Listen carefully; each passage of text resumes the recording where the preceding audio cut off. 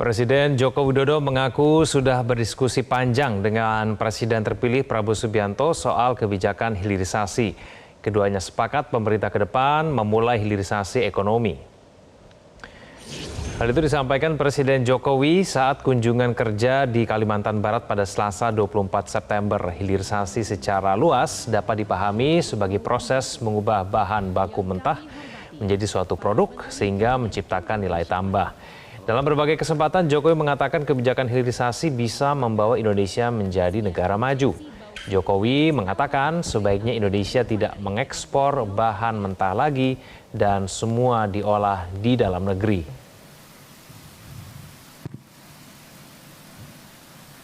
Bismillahirrahmanirrahim. Mendampingi para Menteri Kabinet Indonesia Maju. Olah di dalam negeri, nilai tambah ada di dalam negeri, kesempatan kerja ada di dalam negeri, dan itu tidak berhenti di Minerba saja. Saya sudah berdiskusi panjang dengan Presiden terpilih Pak Prabowo, yang nanti beliau juga akan memulai di hilirisasi untuk sektor pertanian, perkebunan, dan kelautan. Artinya sektor pangan juga akan. Presiden Joko Widodo meminta semua jajarannya ikut mendukung program-program Presiden terpilih Prabowo Subianto. Jokowi meminta jika diperlukan regulasi baru untuk mempersiapkan program Prabowo bisa segera dibuat dan diselesaikan demi transisi pemerintahan yang lancar.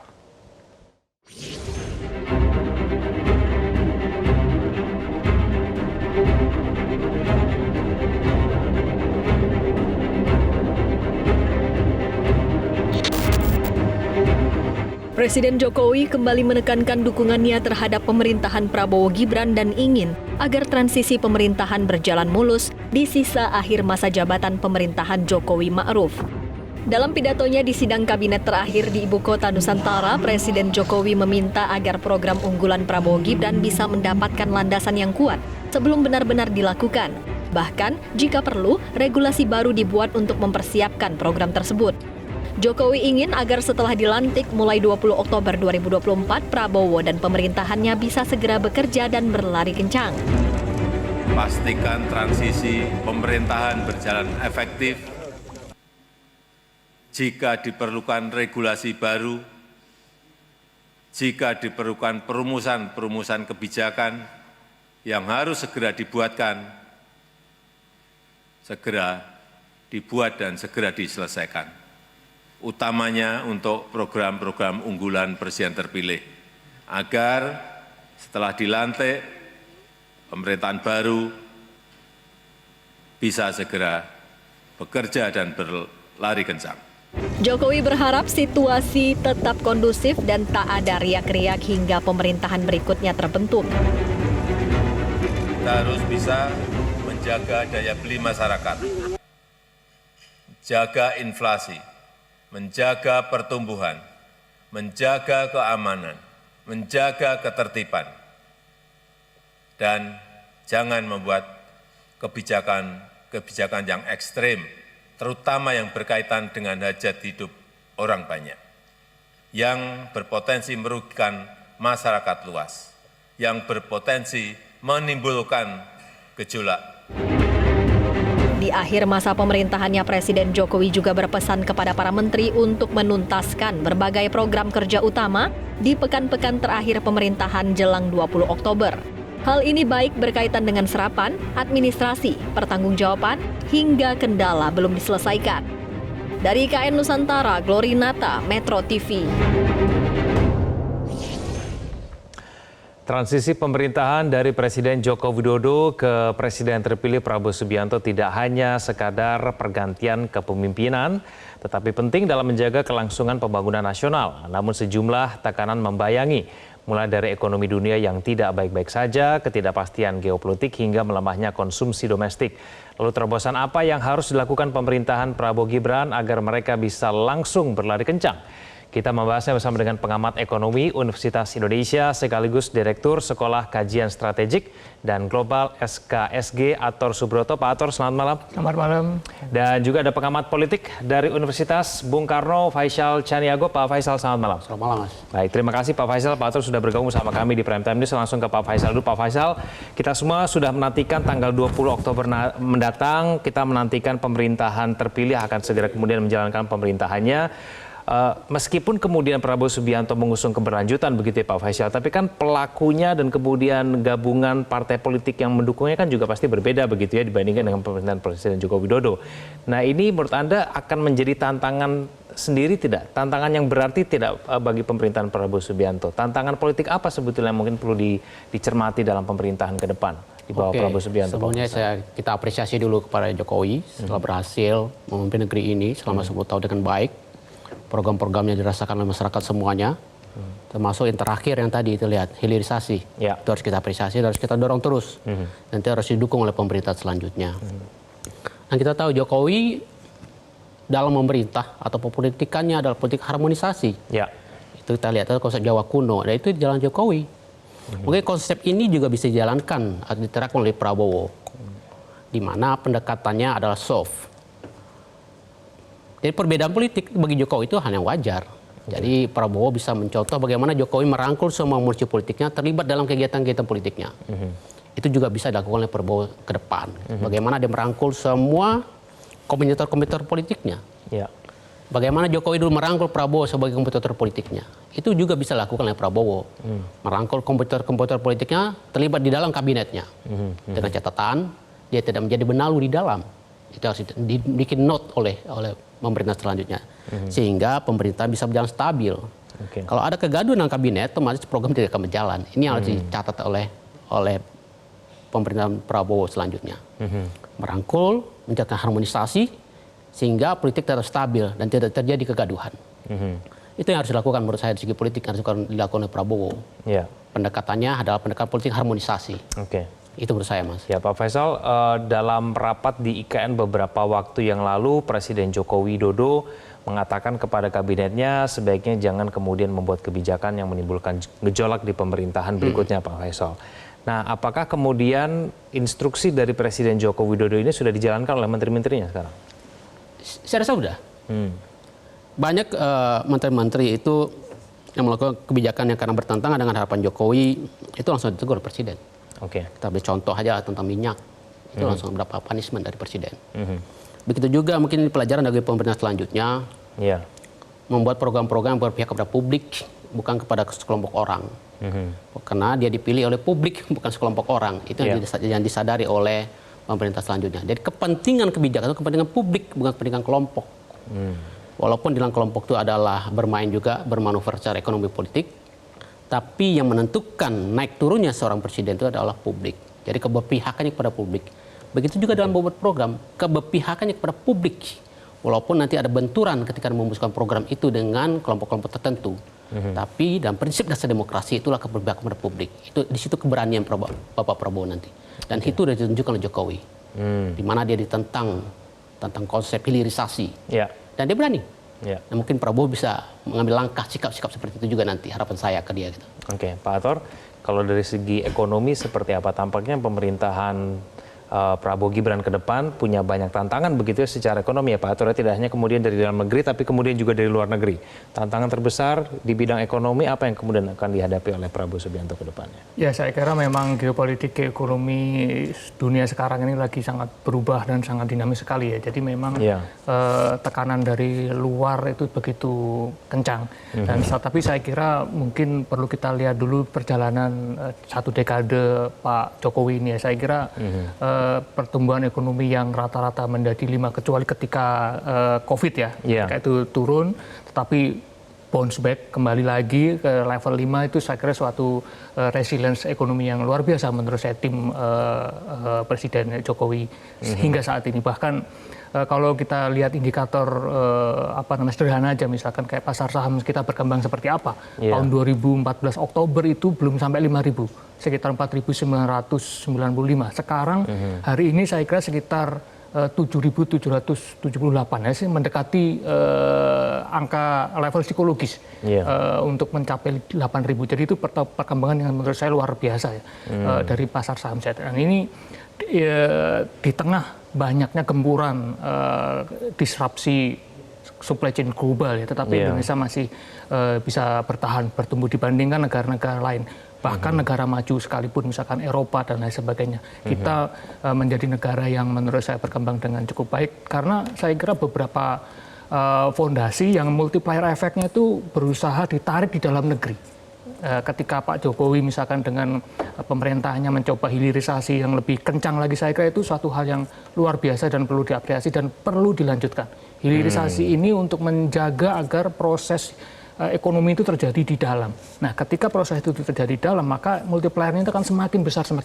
Ketika Pak Jokowi mungkin memboosting infrastruktur dan lain sebagainya, saya kira itu satu strategi yang sangat jitu. Ketika 2014 itu berkembang terus sampai 2019 terjadi banyak tantangan, kemudian pemerintah terus melakukan boosting terkait dengan infrastruktur, karena dalam jangka panjang infrastruktur tentu akan memiliki dampak yang luar biasa. Multipliernya, efeknya itu terjadi, menyerap tenaga kerja dan lain sebagainya. Itu terbukti ketika tahun sekarang kita tetap tumbuh dengan kokoh. Menurut saya ini yang perlu dilanjutkan, apalagi Pak Presiden-elek Bapak Prabowo mencanangkan 8% pertumbuhan ekonomi. Ini satu semangat yang luar biasa dan kita memang perlu mencari beberapa strategi jitu untuk mengawal itu semua, dan saya kira kita sangat gembira dan itu disambut saya kira oleh pasar ya, ketika semangat begitu besar untuk membesarkan Indonesia dengan pertumbuhan ekonomi yang besar pula, itu disambut oleh pasar. Terbukti bahwa indikator-indikator ekonomi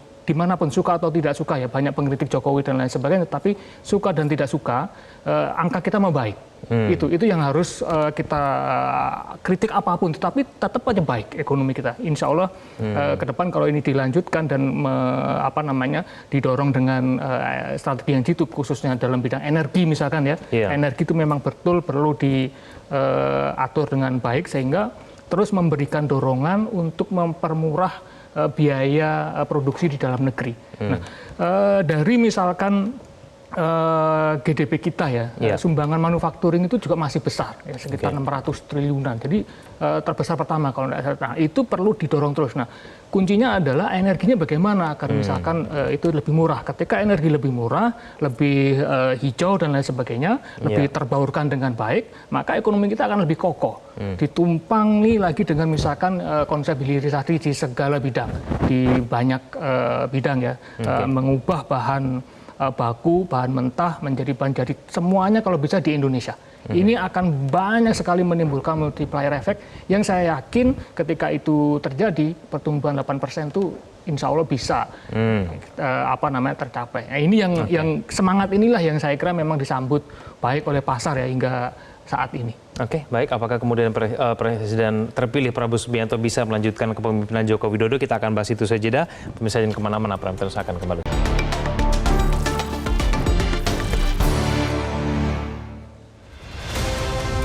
Kembali bersama kami di Prime Time ini, saya kembali ke Pak Faisal. Pak Faisal, menurut Anda apakah kita bisa optimis bahwa pemerintahan Prabowo ini bisa melanjutkan pertumbuhan ekonomi yang selama ini dipimpin oleh Pak Jokowi? Pasti bisa.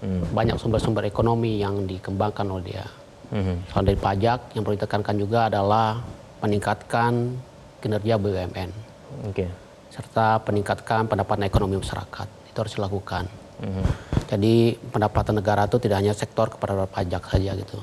Harus dipikirkan oleh negara, pemerintah selanjutnya seperti apa mencari sumber-sumber ekonomi yang berkelanjutan. Smelter ini sudah jelas salah satu sumber yang akan memberikan efek sangat tinggi sekali. Pendapatan sebesar sekali. Nah, ini harus dilanjutkan. Suka tidak suka, pemerintah selanjutnya harus menjalankan hilirisasi karena ini salah satu income yang tertinggi nanti diberikan dari konsep hilirisasi ini. Itu harus dipikirkan oleh negara itu. Ya, yang selain yang perlu diperhatikan juga selain income negara juga adalah bagaimana meningkatkan pendapatan masyarakat sehingga daya beli tinggi. Selama ini Jokowi bisa menjaga itu. Jangan sampai terjadi menurunnya pendapatan masyarakat atau menurunnya jumlah kelas menengah. Itu berisiko tinggi dalam pembangunan sebuah negara. Dan kita tahu gejolak sebuah negara itu rata-rata disebabkan oleh faktor ekonomi dan menurunnya jumlah kelas menengah atau kekecewaan kelas menengah. Dan ini harus dijaga oleh pemerintah selanjutnya. Otomatis peluang kerja itu tidak boleh kosong atau menurun. Kalau bisa lebih besar lagi sehingga tidak menimbulkan reaksi negatif dari kelas menengah. Selama ini kita lihat belakangan ini ada menurun jumlah kelas menengah sedikit dan ini problem besar dan harus bisa diatasi oleh Prabowo. Nah, kita tahu bahwa pergerakan sosial itu rata-rata dilakukan oleh kelas menengah semuanya. Karena ada orang-orang cerdas semuanya. Ini harus jadi PR besar oleh Prabowo selanjutnya ini. Pak Faisal, ini kan kalau kita berbicara mengenai pertumbuhan ekonomi, tapi itu kan juga kuncinya stabilitas politik dan juga keamanan ya. Sedangkan kita tahu bahwa pada tahun ini itu ada pilkada. Nah, ini seberapa besar kemudian kita bisa optimis bahwa penyelenggaraan pilkada ini bisa berjalan dengan lancar, stabilitas politik juga tercapai gitu, supaya kemudian pertumbuhan ekonomi itu juga bisa kita jamin gitu ntar ada di pemerintahan Prabowo berikutnya. Oke, saya setuju bahwa Anda. Ekonomi tidak bisa jalan apabila politik tidak stabil. Di kasus pilkada misalnya. Kita sudah belajar di kasus pilkada, selama ini pilkada yang berlangsung di negeri tidak pernah menimbulkan kekecewaan masyarakat atau menimbulkan chaos politik. Dan masyarakat cukup cerdas bagaimana berpolitik dalam tingkat lokal. Dan cukup tahu seperti apa menanggapi isu-isu yang berkembang. Anda lihat tentang kasus misalnya pilkada beberapa tahun lalu yang di DKI yang menggunakan isu-isu tertentu yang sangat sensitif. Dan itu jadi pelajaran bagi masyarakat. Dan masyarakat sekarang sudah selektif dan bisa sadar sendiri. Apa sih yang harus kita lakukan dalam pilkada? Seperti apa kita meresponnya? Dan masyarakat itu sudah sadar. Kasus pilkada DKI itu menimbulkan kesadaran politik sangat tinggi dari masyarakat. Dan itu memberikan efek positif ternyata bagi masyarakat, sehingga dia tahu apa langkah-langkah yang harus dilakukan supaya tidak terjebak dalam politik identitas dalam sebuah negara gitu. Dan jadi kita tidak khawatir. Masyarakat sini sudah tahu langkah-langkah yang harus dilakukan supaya pilkada ini tidak menimbulkan kegaduhan. Dari orang-orang tertentu yang akan menggunakan pilkada sebagai kepentingan-kepentingan sementara gitu. Jadi saya rasa tidak perlu khawatir dengan pilkada. Dan semua sudah berjalan dengan baik. Kesadaran politik masyarakat sudah baik sekarang. Pak Ator, kita tahu bahwa Presiden terpilih memiliki 6 program prioritas yang dinamakan Quick Win ya, Pak Ator ya. Anggaran APBN 2025 dan menghabiskan dana sebesar 113 triliun rupiah. Nah, ini kita bisa optimis tidak kemudian program-program Prabowo Subianto ini juga bisa berjalan begitu dengan baik? Ya, saya kira dengan anggaran seperti itu memang kalau kita bicara kurang ya tetap kurang ya. Tetapi saya kira itu suatu hal yang bagus ya untuk menunjukkan bahwa transisi pemerintahan yang baru nanti segera akan mendatangkan manfaat kepada masyarakat. Maka saya kira Presiden-elek nanti yang sudah, kalau misalkan sudah dilantik, saya kira memang sesegera mungkin agar bisa mendatangkan manfaat buat masyarakat dengan banyak hal yang mereka sudah pikirkan. Namun begitu tentu ya indikasi dari pasar yang seperti saya sebut tadi, misalkan penerimaan seperti apa, saya kira kita tahu bersama bahwa komitmen pemerintah Jokowi selama ini dengan juga merangkul tadi ya, merangkul seluruh komponen politisi dan lain sebagainya, itu memberikan sinyal kepada pengusaha dan masyarakat bahwa politik Indonesia itu sudah semakin dewasa, saya kira. Dengan sinyal seperti itu maka banyak aktor ekonomi yang merasa confidence.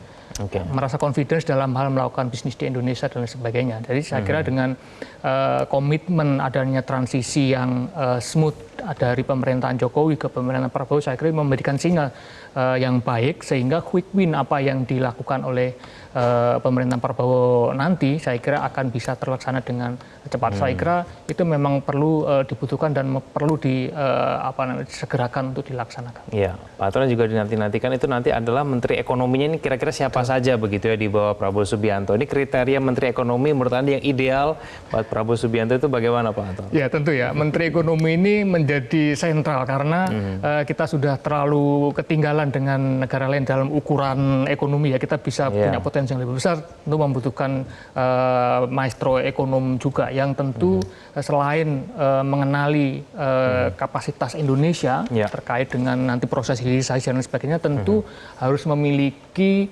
wawasan internasional yang memang dia juga harus bisa berkomunikasi, negosiasi dan memahami seluk-beluk internasional, misal organisasi-organisasi perdagangan internasional ataupun industri internasional yang supply chain-nya itu akan kita bisa ambil manfaatnya. Ini yang perlu dikuasai oleh saya kira menteri-menteri yang menggawangi ekonomi kita ke depan, khususnya Menkeu dan sebagainya. Ya, kalau Pak Faisal sendiri bagaimana kriteria pemilihan kabinet bagi Prabowo Subianto itu apa saja nih, Pak Faisal? Yang pertama punya integritas, itu perlu kita catat dan kita tahu integritas itu tidak mudah dibangun. Ya.